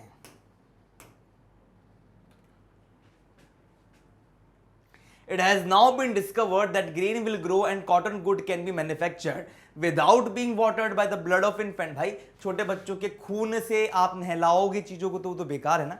तो यहां पर ये कहा जा रहा है, it has now been discovered, अब ये बात की खोज हो चुकी है, दैट ग्रेन विल ग्रो, कि भाई धन्य धान्य जो हमारे, जो आप जानते हो ना, भूसा वगैरह ये सब कुछ जो बनता है धन्य धान्य से, ये सब कुछ जो ग्रेन है, आप लोग देख सकते हो, रोटी बाजरा ये सब कुछ जो ग्रेन में आता है, वो सब कुछ ग्रो हो सकता है, कॉटन ग्रो हो सकता है, अच्छे तरीके से मैन्युफैक्चर हो सकता है, इधर उधर लाया जा सकता है बिना किसी भी किसके खून के चढ़ाए, बेचारे प्यारे बच्चों के। तो उससे भी आप क्या कर सकते हो, समझ सकते हो। इन द केस ऑफ ग्रेन, अगर हम बात करते हैं ग्रेन की, यानी आटा वगैरह ये सब कुछ जो आता है आपका, the discovery took thousands of years, इसकी डिस्कवरी बहुत समय पहले हुआ, हजारों साल लग गए। In the case of cotton goods hardly a century, cotton के लिए तो भी सेंचुरी की बात है। So perhaps there is some evidence of progress in the world, और इसी तरीके से हम क्या कह सकते हैं, कुछ ना कुछ एविडेंस जो है हमारे पास में है। अब यहां पर देखिए, the last of the great pre historic invention was the art of writing. अब जो लास्ट है, जो सबसे आखिरी का जो ग्रेट प्री हिस्टोरिक इन्वेंशन है ना, पुराना सा इन्वेंशन की अगर हम बात करें, वो क्या है? आर्ट ऑफ राइटिंग है ना, लिखने की कला, which was indeed a prerequisite of history. अगर हम आर्ट ऑफ राइटिंग की बात करें, लिखने की कला करें, तो वो कहीं ना कहीं क्या है? प्रीक्विजिट है, a thing required of a condition for something, आप कह सकते हो बहुत इंपॉर्टेंट है, हमारे इतिहास में इसका रोल बहुत बड़ा है। Writing like speech developed gradually, है ना। अब जैसे राइटिंग हो गया, स्पीच हो गया, वो क्या हुआ? धीरे धीरे क्या हुआ? डेवलप हुआ, बढ़ता चला गया। And in the form of pictures design to convey a message. और यहाँ पर जो पिक्चर है उनको डिजाइन किया गया, उनको डेवलप किया गया, बनाया गया ताकि कन्वे किया जाए। कन्वे का मतलब बताना, अ मैसेज। इट वॉज प्रोबेबली, ऐसा माना जाता है अधिकांश तौर पे, एज ओल्ड एज स्पीच, है ना, कि कहीं ना कहीं ये चीज क्या है? बहुत पुराना है स्पीच की तरह। But from picture to syllable writing and thence, और देयर आफ्टर, थेंस का मतलब फ्रॉम देयर, वहीं से, to the alphabet was very slow evolution. और अगर हम बात करते हैं वहीं से, तो कहीं ना कहीं हम ये देख पाएंगे कि जो सेलेबल राइटिंग है ना, आप देखोगे कि पिक्चर से पहले क्या करते, लोगों को डिपिक्ट करा करते थे कि ये ऐसा दिखता है, ऐसा दिखता है। उसके बाद धीरे धीरे हम लोगों ने अल्फाबेट को चुनना चालू करा, और उसके बाद क्या हुआ? From there to the alphabet was a very slow evolution. मतलब पहले तो हम लोगों ने क्या करा? पिक्चरें बनाई, पिक्चरें बनाकर हम लोगों ने थोड़ा थोड़ा कुछ लिखना चालू किया, और फिर वहां से हम अल्फाबेट पर आए। Was a very slow evolution, और वह एवोल्यूशन तो बहुत स्लो था। और जब हम चाइना की बात करते हैं, वहां पे तो अल्फाबेट वाला कोई स्टेप लिया ही नहीं गया, यानी in China the last step was never taken. यानी आप लोगों को एक बात मैं बता देता हूं कि यहां पर क्या कहा जा रहा है। यहां पर ओवरऑल एक ही बात कही जा रही है माय डियर स्टूडेंट्स, और वह ये है कि जब हम प्री हिस्टोरिक इन्वेंशन की बात करते हैं, वो है आर्ट ऑफ राइटिंग। एक तो है लैंग्वेज, ठीक है, बोलना चालना, ठीक है, लेकिन जब आर्ट ऑफ राइटिंग की बात करते हैं, तो आर्ट ऑफ राइटिंग में क्या होता है? आर्ट ऑफ राइटिंग में ना हम लिखकर अपनी वार्तालाप को बयां करते हैं। अभी इतना सब कुछ जो उन्होंने लिखा है, जो मैं आपको बता रहा हूं, अब अपने लैंग्वेज के माध्यम से आपको बता रहा हूं कि इंग्लिश का हिंदी में ट्रांसलेट करके बता रहा हूं, लेकिन उन्होंने क्या करा? लिख के रखा है ना। इतनी सारी जानकारी को मैं क्या कर रहा हूं? इंग्लिश से हिंदी में ट्रांसलेट करके आपको बता रहा हूं, लेकिन जो चीज यहां पर अवेलेबल है, ऑलरेडी लिखी हुई है, उस चीज को आप समझ पा रहे हो, ये आर्ट ऑफ राइटिंग है। यही तो लिखने की कला है। उन्होंने लिखकर सब कुछ बयां करा है, और वही चीज आप तक पहुंच पा रही है। तो यहां पर क्या है? यहां पर यही कहा जा रहा है कि like speech writing develop gradually, है ना भाई, ऐसे हम बोलते हैं ना, वैसे ही क्या है? राइटिंग भी कहीं ना कहीं डेवलप हुई, and in the form of pictures, picture के फॉर्म में आप देखोगे तो राइटिंग है कहीं ना कहीं डेवलप हुई। पहले क्या करते थे लोग? आप अगर हड़प्पन स्क्रिप्ट देखोगे तो वहां पर आपको पता चलेगा कि उन लोगों ने, अगर इजिप्ट जाओगे, हड़प्पा जाओगे, तो वहां पर वो लोग क्या करते थे ना, एक डिजाइन बनाते थे। वो लोग दिखाते थे यार, एक चूहा, बगल में शेर, बगल में ये, ऐसे करके डिपिक्ट करते थे कि कहना क्या जा रहा है। सिंबल्स के द्वारा चीजों को ना समझाने का प्रयास करते थे वे लोग, ठीक है। तो picture designed to convey a message it ना was probably as old speech, तो इसलिए वो कहीं ना कहीं बहुत पुराना होगा स्पीच से। But from picture two syllable writing ना, सिलेबल राइटिंग आप जैसे सीबीसी मात्राओं वाला जो लेखन होता है ना, उस चीज की अगर हम बात करें, अब जैसे सिलेबल राइटिंग में अगर आप देखो ध्यान से, तो अगर मैं बोलता हूं कि मैंने बोला यहां पर बॉय, ठीक है, अगर मैं बोलता हूं बॉय, तो देखिए, ठीक है, बॉय, BOY, तो आप देख सकते हो कि ये क्या है? कॉन्सोनेंट हो गया। ओ क्या है यहाँ पर? हमारा ओवरऑल ये हमारा वोवल हो गया, और वाई क्या है? ठीक है, तो कॉन्सोनेंट, वोवल, इस तरह से क्या होता है? मात्राएं होती हैं। तो क्या होता है? हम लोगों ने इस तरह लिखना चालू किया, छोटी छोटी सिलेबल राइटिंग चालू करी, एंड देन उसके बाद क्या गया? फ्रॉम देयर, वहीं से, देंस क्या है? यह एक आर्केइक वर्ड है। To the alphabet was very slow evolution, और वहां तक पहुंचने का जो रहा था वो कहीं ना कहीं बहुत ज्यादा स्लो था। In China the last step was never taken, और चाइना में तो आखिरी की स्टेप ली ही नहीं गई। यानी चाइना को तो आप क्या बोलो कि चाइना तो कहाँ गया? घास खाने चला गया, दूर हट गया, वो कहीं नहीं, इसको कि मतलब नहीं, अल्फाबेट वाला पार्ट तो है ही नहीं। तो इन्होंने यहाँ पर इसके बारे में ज्यादा जानकारी नहीं दी है। तो माय डियर स्टूडेंट्स, ओवरऑल हमने क्या करा? ओवरऑल हमने पूरे चैप्टर की अच्छी सी रीडिंग लगा ली है, और मेरे को लगता है कि हर एक पॉइंट जो है वो आप लोगों को क्लियर हो गया होगा। यहाँ पर कोई भी डाउट अराइज नहीं हुआ होगा। एक छोटा सा संक्षिप्त विवरण जो है इस चैप्टर का मैं आप लोगों को बता देता हूं, क्योंकि ये पार्ट 2 है। और आप लोग सोचोगे कि सर ने ये वाली वीडियोस जो है, अभी तक आपको 1-1 घंटा 2-2 घंटे की मैंने वीडियोस डाली हैं, लेकिन ये चैप्टर जो इतनी जल्दी कैसे खत्म हो रहा है, क्यों यहां पर? तो इसका मेन रीजन यही है कि इस चैप्टर में इतना कुछ है नहीं समझाने योग्य। इस चैप्टर में सिर्फ आपको भावों को पकड़ना है और वोकैबुलरी बहुत इजी है जो कि आप लोगों को मैंने बता दी है। और अगर आप लोग और चाहते हो इन डेप्थ तो मैं आपके लिए समरी लेकर आऊंगा ही, ताकि जो भी कुछ छूटा हुआ आप लोगों को समझ में आ जाए। बाकी इस चैप्टर में चल क्या रहा है, इस चैप्टर में ना सिर्फ एक ही चीज चल रही है और वो ये है कि जो हमारे राइटर है वो ये कह रहे हैं कि जो पूरी मानवता है ना, उस मानवता को कैसे बनाया गया। अब उसको मैं आपको समझाता हूं, चलिए। यानी एक आप लोगों को मैं यहां पर बताना चाहूंगा, क्या यहां पर मैं आप लोगों को एक शॉर्ट सी क्या देने वाला हूं, एक शॉर्ट इंट्रोडक्शन तो मैंने आपको दे दिया। अब मैं यहां पर आपको सिंपल सा विवरण दूंगा, है ना, एंडिंग विवरण जो पूरा आप लोगों को पढ़ाया गया। तो यहां पर क्या चल रहा है ना, यहां पर बात हो रही है किसकी, मैनकाइंड की। ठीक है, मैनकाइंड की बात हो रही है, ये पहले समझ लो। मैनकाइंड क्या होता है, हम लोग मानव लोगों की बात हो रही है। तो जो हमारे ऑथर हैं, है ना, जो हमारे ऑथर हैं, अगर हम ऑथर की बात करें तो ऑथर जो हैं वो ये कहना चाह रहे हैं कि हमको क्या करना पड़ेगा, पहले हर एक चीज को समझने से पहले एक कॉन्सेप्ट तैयार करना पड़ेगा। ठीक है, हमको क्या करना पड़ेगा, कॉन्सेप्ट बनाना पड़ेगा। कॉन्सेप्ट क्या होता है, समझ होती है, कॉन्सेप्शन ना, कॉन्सेप्ट के बाद कॉन्सेप्शन बनता है वर्ड। तो कंसेप्शन जो हमको बनाना पड़ेगा, कॉन्सेप्ट से कंसेप्शन डेवलप होता है। और वो कंसेप्शन क्या होगा, कहीं ना कहीं वो हर चीज इर्द गिर्द घूमेगी। किस चीज के इर्द गिर्द घूमेगी, वो घूमेगी इस चीज के इर्द गिर्द कि कैसे मानव ने अपने आप को डेवलप किया। अब ऑथर का कहना था, हो सकता है कि कहीं ना कहीं वो बहुत ज्यादा खुश हुआ हो, ठीक है, खुशी के साथ उसने अपने आप को आगे बढ़ाया हो। अगर हम स्टार्टिंग की बात करें, हो सकता है उसने एक्सपीरियंस के चलते अपने आप को आगे बढ़ाया हो। और हो सकता है कि उसने क्या करा हो, उसने नॉलेज, जो नॉलेज होती है, ठीक है, नॉलेज के थ्रू उसने क्या करा हो, अपने आप को आगे बढ़ाया हो। तो कहीं ना कहीं ऑथर जो वो कॉन्सेप्शन जो है, कॉन्सेप्ट के द्वारा कंसेप्शन यानी समझ जो डेवलप करना चाहते हैं, तो उन्होंने क्या करा, ठीक है, उन्होंने समझ लिया और उसके बाद वो आगे बढ़ते हैं और वो कहते हैं कि नहीं, सबसे पहली चीज जो है वो है नंबर। वो कहते हैं कि जितना समझ में हमें आया है वो है नंबर। नंबर से उन्होंने बोला पॉपुलेशन। उन्होंने क्या कहा, पॉपुलेशन की बात की। उन्होंने कहा कि हम लोगों ने क्या करा, हम लोगों ने पॉपुलेशन बनाना चालू कर दी। हम लोगों के साथ ये था कि हम लोगों की तादाद धीरे धीरे बढ़ने लग गई और हम लोगों के लिए एक क्या हो गया, प्लस पॉइंट हुआ। क्यों, क्योंकि कहीं ना कहीं हमारा जो मानवता है उसमें क्या हुआ, बायोलॉजिकल, मैं बात कर रहा हूं किसकी, बायोलॉजिकल एडवांटेज की। ठीक है, बायोलॉजिकल एडवांटेज की बात कर रहा हूं। तो जो बायोलॉजिकल एडवांटेज है, ठीक है, यहां पर इसको मैंने इनकम्प्लीट छोड़ा, यहां पे इसको आप समझ जाइएगा, एडवांटेज है वो।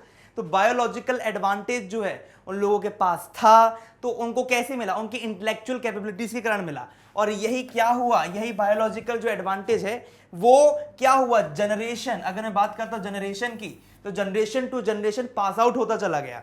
तो कहीं ना कहीं क्या हुआ, कोई भी चीज जब generation to generation pass out हो जाती है तो क्या होता है, उसका लोगों तक वो पहुंचने लगती है। ठीक है, अब जैसे एक फर्स्ट जनरेशन है, ठीक है, फर्स्ट जनरेशन आई, फिर कौन सी जनरेशन आई, सेकंड जनरेशन आई। ठीक है, तो ये जो क्वालिटीज हैं, क्वालिटीज अगर मैं बात करता हूं क्वालिटीज की, तो यही क्वालिटीज सेकंड जनरेशन में चली गई और वही वाली क्वालिटीज क्या हुई, थर्ड में चली गई। ठीक है, वही क्वालिटीज थर्ड में गई, तो इन्होंने कुछ कमाया, इन्होंने कुछ कमाया, यानी बायोलॉजिकल एक्टिविटीज जो हैं ये एडवांटेज है उन लोगों को गए। लेकिन यहां पर उन्होंने बोला कि कुछ डिसएडवांटेज थे हमारे पास, है ना। अगर मैं डिसएडवांटेज की बात करता हूं, या आप मान लो इसको कैसे, देखिए, ठीक है, डिसएडवांटेज मान लो इसका डिसएडवांटेज हो गया। डिसएडवांटेज क्या था कि हमारे शरीर में क्या नहीं थे, बाल बहुत ज्यादा क्या थे, कम हैं एज कंपेयर टू किन के, जो बाकी के जानवर हैं। हमारे यहाँ पर क्या, हमको ठंडी बहुत लगती है, हम लोग लचीले नहीं हैं। ठीक है, हम लोग लचीले नहीं हैं, हम ज़्यादा फुर्तीले नहीं हैं। ठीक है, हम लोग क्या है, शैशव अवस्था में नहीं है, हम लोग ज़्यादा समय तक इन्फेंट नहीं रह सकते, हम लोग बढ़ते हैं। जानवर लोग ऐसे नहीं हैं, समय तक रहते हैं। तो यहाँ पर कहीं ना कहीं जो हमारी जनरेशन जो है, जो हमारे बायोलॉजिकल एक्टिविटीज़ हैं, उन्होंने क्या करा, बायोलॉजिकल एक्टिविटीज़ ने, या आप कह सकते हो कि जो बायोलॉजिकल एडवांटेज है हमारा, बायोलॉजिकल एडवांटेज, उसने क्या करा, कहीं ना कहीं इसका जो तराजू है, ये जो तराजू की तरह आप इसको ले लो, तो ये तराजू जो है, इसका जो भार है वो ज्यादा हो गया, इसको अगर तराजू की तरह लो और यहां पर आप रखो और अलग डिसएडवांटेजेस को, तो हमारा डिसएडवांटेज जो है वो क्या हुआ, वो नीचे हो गया और बायोलॉजिकल एडवांटेज ऊपर चला गया। क्यों चला गया? क्योंकि कहीं ना कहीं हमारी पॉपुलेशन बढ़ती चली गई और हमारे लिए इन एडवांटेजेस ने बहुत बेनिफिट लाया। कहीं ना कहीं ये डिसएडवांटेजेस थे, जो हमारे अंदर कमियां थी वो थी, हम मानते हैं, हमसे कुछ जानवर कुछ चीजों में आगे थे, लेकिन कम ही, अगर हम कम ही तौर पर बात करें तो बायोलॉजिकल एडवांटेज ने ओवरवेक कर लिया कुछ हद तक। तो यहां तक तो हमारे जो ऑथर थे उन्होंने हमको ये सब कुछ क्लियर करा। ठीक है माय डियर स्टूडेंट्स, अब देखिए, अब मैं आपको एक बात और समझाता हूं। तो ओवरऑल अब मैं ये समझा रहा हूं आपको कि अगर हम ध्यान दें, अब यहां पर बात आती है क्या, बर्ड्स की। ठीक है, अब उन्होंने क्या बोला, उन्होंने एग्जाम्पल दिया, किसका, बर्ड्स के एग्जाम्पल दिया। उन्होंने बर्ड्स के एग्जाम्पल में क्या समझाने की कोशिश की कि जो बर्ड्स होती है ना वो विंटर में क्या करती हैं। विंटर की अगर मैं बात करूं बर्ड्स की, तो विंटर में क्या होता है, वो मर जाती हैं। विंटर में क्या होता है, मर जाती हैं, है ना, मर जाना होता है उनका, उनकी डेथ हो जाती है। लेकिन वहीं समर में अगर हम बात करें, अगर मैं समर की बात करूं, गर्मियों की बात करता हूं मैं यहां पर, गर्मियों की बात करूं तो उनको कैटेस्ट्रॉफे जो है, कैटेस्ट्रॉफे अगर हम उसकी बात करें तो उसका ना वो भूल जाती है, उनको डिजास्टर का कुछ पता नहीं होता। और वैसे ही कौन होते हैं, हम लोग होते हैं, ह्यूमंस की अगर मैं बात करूं तो ह्यूमन लोग क्या होते हैं, उन लोगों का भी अगर मैं परसेंट बात करूं और बर्ड्स के भी परसेंटेज की बात करूं तो सब जो है ना विंटर के समय में क्या होते हैं, डेथ के मुंह में जाते ही जाते हैं। कहीं ना कहीं कुछ ना कुछ ह्यूमन के साथ होता है, बर्ड के साथ होता है, लेकिन ह्यूमन को पता होता है कि क्या सही है क्या गलत है, बर्ड को इतनी जानकारी नहीं होती। लेकिन अगर हम बात करते हैं ह्यूमन की, अब देखिए अगर मैं ह्यूमन की बात करूं तो जो ह्यूमन है उसके पास क्या है, ह्यूमन के पास ना बुद्धिमानी है। बुद्धि आप जानते हो ना, विवेक, विवेक है, विवेक यानी इंटेलेक्चुअल फैकल्टी है ह्यूमन के पास। तो जब ह्यूमन के पास विवेक है, उसके पास समझदारी है, तो उसके बाद भी कहीं ना कहीं क्या होता है, इसी के चलते वो क्या होता है, फियर में आ जाता है।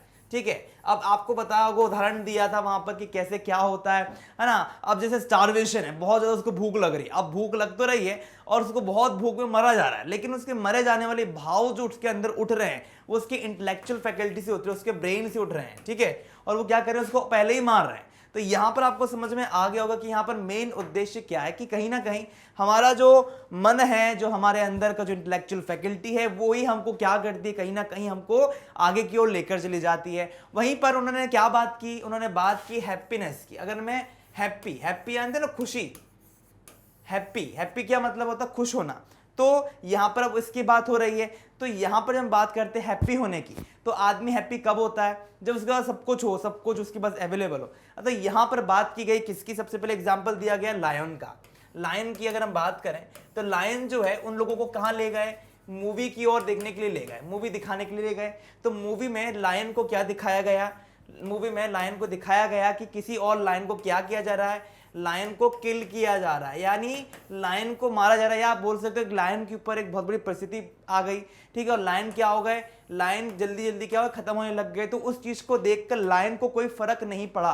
ठीक है, इसको क्या पड़ा, कोई फर्क नहीं पड़ा, नो फर्क। क्यों, क्योंकि लायन को इससे ना डर हुआ, ना उसको भय आया, कुछ भी नहीं आया। क्यों नहीं आया, क्योंकि लायन जो है, लायन क्या है, एक एनिमल है। लायन क्या है, एक एनिमल है। और एनिमल जो होता है वो कहीं ना कहीं क्या होता है, अवे होता है।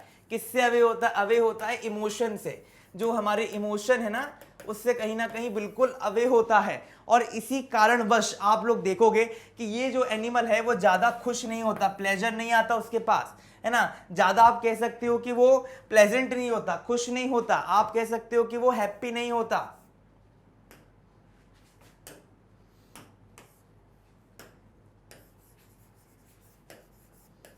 क्यों, अगर आपके पास एनिमल है, आप एनिमल के साथ ये एक्सपेरिमेंट कर सकते हो कि आपने क्या करा, उसको दिखाया, कोई मूवी दिखाई, तो एनिमल इतना रिएक्शन नहीं करता, मतलब नॉर्मली अगर हम बात करें। लेकिन अगर आप एनिमल को फुटबॉल खिलाओ, कुछ भी खिलाओ, उसके लिए वो रिएक्शन वैसे ही रहेगा, चाहे उसको पोम पढ़कर सुनाओ, चाहे उसको कुछ भी कर कर दिखाओ, एनिमल का रिएक्शन वही रहेगा। लेकिन वहीं अगर मैं बात करता हूं ह्यूमन की, तो अगर मैं बात करूं किसकी, ह्यूमन की, तो ह्यूमन जो है वो क्या है, ह्यूमन बॉक्स होता है। किसका बॉक्स होता है, इमोशन का बॉक्स होता है। ठीक है, तो ह्यूमन भी क्या होता है, खुश होता है। ह्यूमन क्या होता है, खुश होता है, उसके पास प्लेजर होता है, ठीक है, खुशी होती है उसके पास, ठीक है, वो खुश है रहेगा। लेकिन जो हमारा ह्यूमन है वो कहीं ना कहीं क्या होता है, कहीं ना कहीं बहुत गया बीता है। किन से? जानवरों से भी। जानवरों की अगर हम बात करें तो जानवरों से भी क्या है, बहुत ज्यादा गया बीता होता है, ठीक है। तो जानवरों की अगर हम बात कर रहे हैं बहुत अच्छी तरीके से, तो आप समझ गए होंगे कि क्या कहा जा रहा है। तो ओवरऑल यहाँ पर बात यही हो रही है बहुत अच्छे तरीके से कि जो हमारा ह्यूमन है, ह्यूमन भी कहीं ना कहीं जानवर से गया बीता होता है। क्यों? क्योंकि अगर हम जानवर की बात करते हैं तो जानवर अपनी जगहों पर संतुष्ट होता है, लेकिन आदमी जो है, आदमी जो ह्यूमन है वो इतना खुश नहीं है। उसके पास सब कुछ है, हर एक चीज अवेलेबल है, लेकिन उसके बाद भी उसमें अंदर खुशी नहीं रहती। तो ये एग्जाम्पल दिया उन्होंने, चूहे के एग्जाम्पल दिया, माइस के एग्जाम्पल दिया उन्होंने, और ये समझाया कि वो झूठन लेकर जाता है और झूठन खाकर आ जाता है और खुश रहता है, लेकिन एक अमीर दोस्त के पास ये खुशी नहीं रहती। वो बताते हैं किसके एग्जाम्पल, अगर मैं ह्यूमन की बात मैंने यहाँ पर कर दी। अब देखिए, अगर हम ध्यान देते हैं किसकी, अगर हम ध्यान दें इस बात पर कि कहीं ना कहीं अगर आप देखोगे तो आप पाओगे कि जो रॉबिन बर्ड होती है, रॉबिन बर्ड ना, ब्रिटिश की अगर हम बात करें तो रॉबिन बर्ड, अमेरिकन स्पीशीज की बात नहीं कर रहे, इंग्लिश स्पीशीज की बात कर रहे हैं, तो वो क्या करती है, अपने से बड़े वाले एल्डर की ना चोंच से मार देती है। और वहीं पर जब हम बात करते हैं किसकी, वहीं अगर हम बात करते हैं किसी और रॉबिन बर्ड की ना, अगर हम बात करें हम जैसे लोगों की, है ना, हम जैसे मैन लोगों की, तो वो लोग क्या करते हैं, अपने ही एल्डर लोगों को क्या करते हैं, कुछ पैसा देते हैं। यानी कहीं ना कहीं हमारे अंदर आत्मसंवेदनाएं हैं, लेकिन ये जो आत्मसंवेदनाएं हमारे अंदर मौजूद है वो कहीं ना कहीं क्या होती हैं, जब हम बाहरी भीड़ से बाहर निकलते हैं तो वो गुस्से में बदल जाती है। क्योंकि कहीं ना कहीं रिलीजन, मोरालिटी, इन लोगों ने क्या करा है, हमारे अंदर इन चीजों को भर के रख दिया, और इस कारणवश हम बहुत ज्यादा क्या है, बहुत ज्यादा परेशान हो रहे हैं। और यही चीज यहां बहुत अच्छे तरीके से बताई गई। उसके बाद वो बताते हैं कि हमारे पास दो चीजें हैं, एक तो मोरालिटी होती है, वो चीज हमारे अंदर है ही, साथ में ही नॉलेज और हमारे पास टेक्निक है जो क्या करता है, हमको कहीं ना कहीं आगे लेकर जाता है। अब उदाहरण के तौर पर अगर मैं बताऊं तो आप लोगों को पता चलेगा कि जो हमारे पास आग का इन्वेंशन हुआ, लैंग्वेज को हमने पढ़ना चालू कर दिया, हमने क्या करा, हमने बहुत सारी चीजों को क्या करा, बहुत चीजों को ध्यान दिया, ठीक है। तो ओवरऑल हमने यहाँ पर क्या करा, हमने समझ लिया कि लैंग्वेज और इसी के साथ जो हमारी भाषा है ना, लैंग्वेज, भाषा, राइटिंग, आर्ट ऑफ राइटिंग, और साथ ही साथ आप देख सकते हो कि बहुत सारी चीज़ें जो है वो धीरे धीरे हम लोगों ने क्या करा, उसको अपने अंदर समाहित करते चले गए, है ना। और जब राइटिंग की बात होती तो हम लोगों ने क्या करा, पहले पिक्चरों को उपयोग किया, और उसके बाद धीरे धीरे डायरेक्टली हम किस पर आ गए, हम लोग डायरेक्टली आ गए किस पे, हम लोग आ गए राइटिंग पार्ट पे ना, अल्फाबेट यूज करने पर आ गए। तो ओवरऑल हम लोगों ने यहाँ पे सब कुछ समझ लिया। तो इसी के साथ आप लोगों का अब यहाँ पर जो चैप्टर है वो एंड हो गया है। ये अभी तक का सबसे छोटा चैप्टर है माय डियर स्टूडेंट्स, मैं तो मान के चलता हूँ, ठीक है, जो 2 ही वीडियोस में ओवर हो गया है। और हम आपको एक बात बताना चाहेंगे कि हम आपको हाई क्वालिटी एजुकेशन देते फ्री ऑफ कॉस्ट, ठीक है। आप टॉप कोर्सेज को क्या कर सकते हैं, एकदम फ्री ऑफ कॉस्ट देख सकते हैं, सब कुछ अवेलेबल है। वीडियोस को लाइक करें, शेयर करें, सब्सक्राइब करें। आप लोगों का बहुत बहुत धन्यवाद।